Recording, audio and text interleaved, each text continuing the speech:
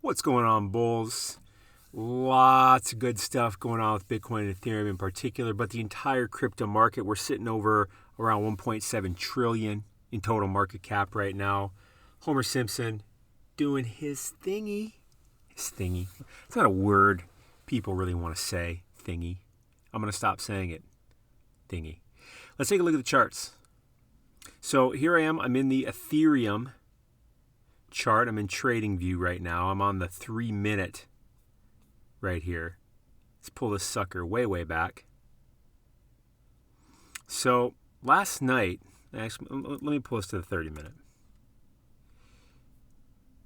Last night, I was involved in some bullish trading. Kept buying low, selling high, doing some leverage, 3x leverage, nothing crazy.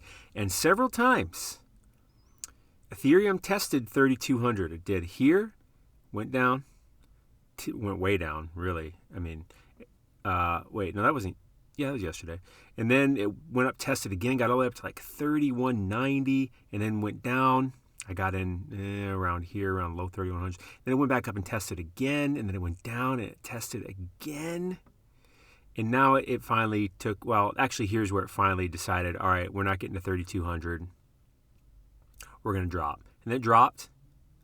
I actually got stopped out somewhere around here, and then I quit. I haven't traded anymore since. And I was going to get in here at 3,150 because right here in this, like, about right there, 2990-ish, is the golden Fibonacci retracement or zone, or why can't I think of the word right now? Fibonacci golden zone. I cannot think of the terminology right now. But anyways, right here, so it usually provides for a good bounce. Plus it makes sense too, because you see this support, like you go back here, that makes sense. And 3,000 just as a psychological number seems to be a number that people would inherently be like, all right, well, we don't want it to go under 3,000, or a number that there would be a big fight of bears and bulls, psychologically speaking. So it dipped down to 2146, 47, and I was going to get in at in the 2150s, but it started going up so fast, and I had to change my VPN, and I just, next thing I knew, it was in the 2970s, and I'm like, well, I'm not getting in at 2970s. Right now we're sitting at 2966. If it goes back down to the fives, but I'm not going to get in while I'm recording this video. Or will I? Let me turn my VPN on. Because I live in America, you can't do Bybit. You can't do this leverage trading with an American IP, so I use VPN Unlimited, and I have a German IP address that I changed to. But boy, if this gets back down to 2950s, maybe I should just place one right now. I don't know. I don't like to place them. It makes me nervous to like just place and like have it sit there. I want to feel the market when I get in. So I miss trades doing that. Let's go to Bitcoin real quick. Bitcoin followed about the same path as Ethereum last night. It did end up breaking 45,000. Got to about 40, 45, I think got in the 45 threes. Yeah, it looks like the high over this time frame was no, that's today. Yeah, I got to the 45 threes, and then it went down, and then it tested it again, got back in the 45s, and came in at a little bit lower of a high, and the market said, all right, well, we're just going to let it drop then, and it dropped all the way down to the 43s. Right now we're sitting at 43.6, so we are around that bottom, and this is, again, as you can see here where this is, see, here is a support zone right here, but we broke through that, and we broke through that, and now we're sitting here testing this kind of support zone. I really kind of think it's going to get down to about here, which I guess that's where it is right now, because this looks like the support zone to me for it to be in. Ethereum and Bitcoin are both going down right now, but with this crazy run we've had, here we are down here at 37 on August 5th, which is when the Ethereum hard fork happened. And then whoop, way up. And it's just been going up ever since, and it looks like it's hitting a top of around 45, 45.3. And that makes sense because that's another kind of resistance going on if we scale way back. 1 day. Dang it. Let's go up here. to the daily chart. We'll scroll way, way back. See. So as we're sitting here, you see what I'm saying? 45. See this zone right here? This is a support resistance zone right here. And it's around in the 45s. This is back, this zone was made in March of this year. And you see it kind of happen again here, although this is in the 49s, but it did dip down to the 47s. I think this is a resistance zone. I think this is a resistance zone. And I think this is a resistance zone. And this is a big one, obviously, but this is super duper high. We're a ways from that. But I really want to see Bitcoin get into the 50s. If we get into the 50s, that's going to be very, very exciting. 45s have been very exciting. Let's look at a little news. By the way, there's some good links in the description for you to get some crypto deals, get some free Bitcoin, get interest on your crypto, all that stuff. Check that out. Links for that in the description. And be sure to hit that like button and subscribe button. First of all, I'm going to pull up this Washington Post article. This is a really good example. When you read news, not just about crypto, but about anything, you have to realize there isn't really such a thing as a neutral reporting or news party. There just isn't. And I'll show you in here how this happened. But this is big news. It's been going on past several days. They're saying how cryptocurrency became a powerful force in Washington. This is about the infrastructure bill. That somehow crypto and brokers got slipped into it. The infrastructure bill. The reason it got slipped in is because they're trying to be sneaky and get some extra revenue coming in for them to build this $1 trillion infrastructure bill that they have. So on Wednesday, Crypto Red Alert. Fight for the Future, a left-leaning tech advocacy group is what they say. So the way they label them, you'll see the way that Washington Post labels things, people. They skew things. Object to one provision in a new rule for cryptocurrencies in the massive federal infrastructure bill, which is about $1 trillion bill, I believe. Senate offices were swamped with phone calls. So that's true. Opposition to the provision came from the likes of even Jack Dorsey, head of Twitter and Square, Brian Brooks, a top banking regulator during the Trump administration, who's become a key crypto executive. And after years of debate how to improve America's infrastructure, and months of sensitive negotiations between White House and lawmakers, the $1 trillion infrastructure proposal suddenly stalled, in part because of concerns about how the government would regulate crypto. And here, look at this. An industry best known for wild financial speculation, memes, and its role in ransomware attacks. Talk about not being neutral. You could say in part because of the crypto controversy, the crypto argument, whatever, but they spin it like this to make it sound stupid. Okay? They took some steps. Anyways, this would give federal regulators authority to impose new tax reporting obligation on cryptocurrency brokers. Now, the Washington Post doesn't do a good job on expanding on this either, because cryptocurrency brokers, that's the problem, is because it's so not defined about what cryptocurrency brokers are, where it just basically leaves a big blanket out there that if you're involved in crypto, they could label you a broker. If you're involved in any capacity, they could label you a broker. Estimate. They have no clue. They're just completely guessing. Would increase federal revenue by $28 billion over 10 years, which isn't really much, frankly, for over 10 years for the federal government. Look at this, the way they label it too, Washington Post. But an odd couple coalition. I mean, does that, see what I mean? They're just labeling as wackos. They're labeling crypto people as wackos. Odd couple coalition of liberals concerned about government overreach into tech and conservatives skeptical of financial regulation have pushed back strongly against the plan, which they argue would harm innovation. Odd couple. Come on. Now, well, the Washington Post is owned by Bezos, Jeff Bezos, the founder, no longer CEO, but founder of Amazon. And what is it? What's his Blue Origins? His space company. You know, when you get rich enough, you got to have a space company. You got to have a rocket company. And I think AWS is a massive part of Amazon Web Services, massive part of Amazon. As a matter of fact, I believe it's its biggest revenue generator, which lots and lots of companies run on AWS. And blockchain is really a big potential threat to AWS for a lot of reasons. I'm not going to get into all that. Regardless of the measure's ultimate fate, the fact that crypto regulation has become one of the biggest stumbling blocks to passage of the bill underscored how the industry has become a political force in Washington.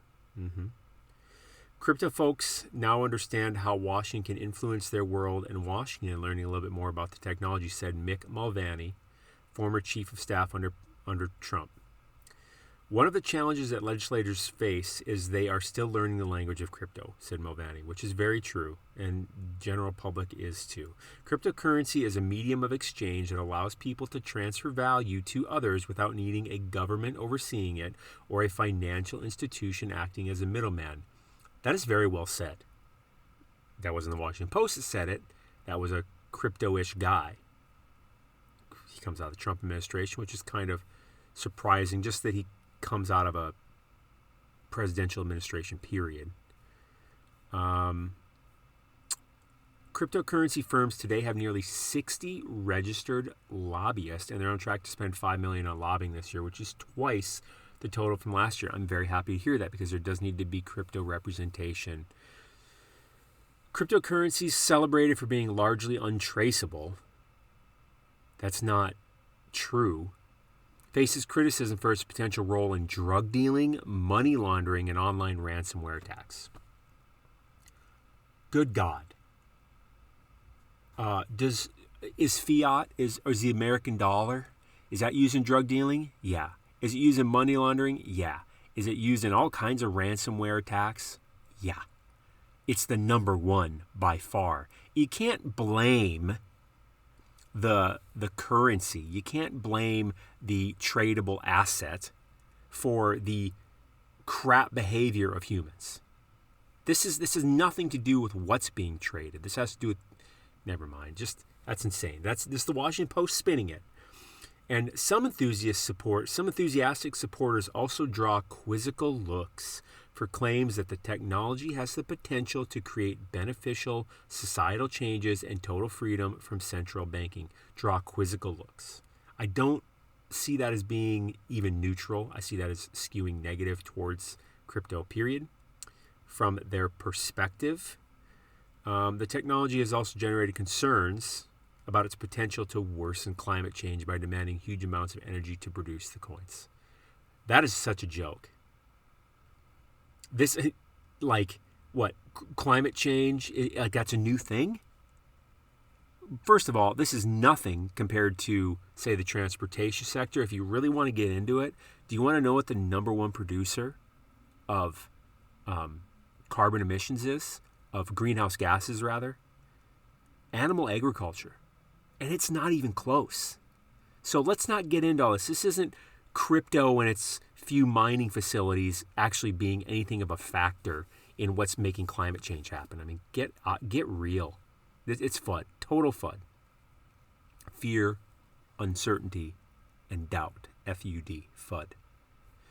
That's about all I can handle of that article. Let's move on to another one. It's just quick. It's on Cointelegraph. Call it Cointelegraph if you want. But they still put some stuff up that I can find once in a while. Of course, the hard fork happened on August 5th. This is what I wanted to get to because it goes back to the infrastructure bill. However, the amendment's vague wording and lack of clearly defined terms suggest that crypto developers and proof-of-stake validators would still be subject to expanded reporting and taxation that have some described as unworkable. That's the truth. It's so vague and undescribed that it could just allow the government to come in and screw everybody. So not cool. Cannot be written like this. I don't think it should even be in there. Let's go to ultrasound.money real quick to see how much ETH has been burned since the hard fork that just happened 3 days ago. Over 15,000 ETH have been burned. OpenSea being the number one. Space Poggers. I don't know what that is. Uniswap version 2 being number 3. Axie Infinity. Tether, Uniswap version 3. Crypto Zunks. MetaMask. What is Space Poggers? I have no clue what Space Poggers is. That's very interesting. Being number 2 above Uniswap for ETH burning. Let's check that out real quick. Leave a comment if you know what Space Poggers is. Looks like it's an NFT thing. What are space poggers? Let's look. Sold out in just under 20 minutes. Space poggers. I'm guessing it's a play on Pogs. I remember Pogs as a kid. Sold out in 20 minutes. Boy, I did not know about this at all. Wow. Space Poggers is an Ethereum-based NFT collection of quirky animals. Each Space Pogger is lovable, unique, and yearns for adventure. By adopting a Space Pogger, you gain access to an exclusive members-only experience with a stellar community, curated NFT airdrops, and branded merchandise. 12 quirky spacefaring, 1,000 uniquely generated poggers per tribe, 130 possible traits, and 580 million combinations. Very interesting. Very interesting. I don't know how I missed this, how I did not know this was happening. I'm actually pretty disappointed. Dang it, I would have loved to get in on that. Anyways, that's what I got for you today. Let's go back and check the chart real quick. See where, here's Bitcoin. Let's go back to ETH.